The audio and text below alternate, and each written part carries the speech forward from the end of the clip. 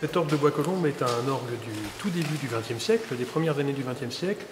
Et donc il reprend des procédés de construction issus de l'orgue symphonique, du grand orgue symphonique français, développé au XIXe siècle. L'orgue de Bois-Colombes est en effet de taille assez réduite, on va dire. Il faut vraiment le considérer comme un orgue d'accompagnement, qui était pour accompagner le chant de l'Assemblée. Et oui, il y a un certain nombre d'instruments de cette taille qui ont été construits. On a toujours en tête, au XIXe siècle ou au début du XXe, de très grands instruments qui attendent toutes les églises parisiennes ou les grandes cathédrales de France, mais on a aussi souvent des orgues qui sont des orgues de chœur. C'est le deuxième orgue de l'édifice. Ici, il se trouve que c'est l'unique orgue. Alors pourquoi l'orgue s'est dégradé? Il s'est dégradé à cause de son âge. Un instrument, un orgue, a besoin d'être revu assez régulièrement. Dans cet orgue de Bois-Colombes, on a eu des problèmes de transmission, bien sûr. Il y a des problèmes aussi, des problèmes d'alimentation en vent. Il ne faut pas oublier que l'orgue est un instrument à vent. C'est toujours de l'air qui passe dans les tuyaux, quel que soit le type de transmission que l'on utilise. Mais quand tout le système d'alimentation en vent est défectueux, comporte beaucoup de fuites, l'instrument a beaucoup de mal à marcher. Alors, les transmissions pneumatiques, comme je l'ai dit déjà, ont mal vieilli, on va dire. Sont vraiment des éléments qui sont très sensibles, avec des sections de décharge, d'admission qui sont très contrôlées et qui, avec le temps, se dérèglent et donc peuvent poser problème si le système n'est pas maintenu très régulièrement. Donc nous avons opté pour un système mécanique de transmission qui permet d'avoir un contrôle par l'organiste au niveau de la touche, un contrôle de l'ouverture de la soupape qui est sous le tuyau, puisqu'il y a une liaison mécanique directe entre les deux. Et puis les systèmes d'accouplement qui permettent par exemple de jouer les deux claviers de l'instrument ensemble ou de jouer sur le pédalier, puisque l'organiste joue aussi avec ses pieds, de jouer un des claviers avec le pédalier. Les transmissions, les accouplements se font alors de manière électrique. Donc on va insérer ton instrument une technologie nouvelle avec ces transmissions électriques qui ne sont pas récentes en soi, puisqu'on fait des transmissions électriques depuis un siècle au moins. Et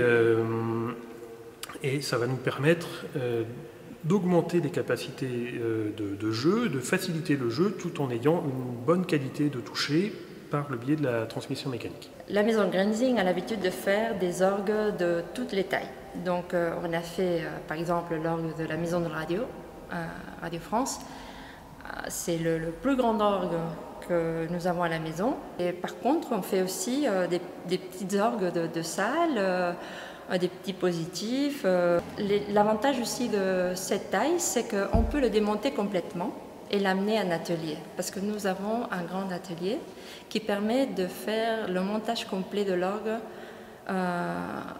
chez nous, et ça permet d'économiser du temps du travail hors de la maison et d'être vraiment de bien maîtriser la construction de l'orgue et qu'il soit fini avant d'être installé et qu'il marche bien. La plus grande partie du travail va se dérouler en atelier à El Papiol, à Barcelone. Et après, on reviendra pendant pour le dernier mois ou mois et demi, faire le remontage et l'harmonisation de l'orgue. On va rajouter des tuyaux, des ensembles de tuyaux, donc on appelle ça des jeux, qui apportent des sonorités différentes. Et cet agrandissement va permettre de créer un orgue plus grand, avec plus de couleurs sonores, et donc un orgue qui va augmenter la capacité de jouer un répertoire plus vaste, plus grand. Il reviendra bien à son style parce qu'il va être plus expressif. Cet orgue, ce qui l'a permis, c'est aussi de travailler avec Denis Lacorre.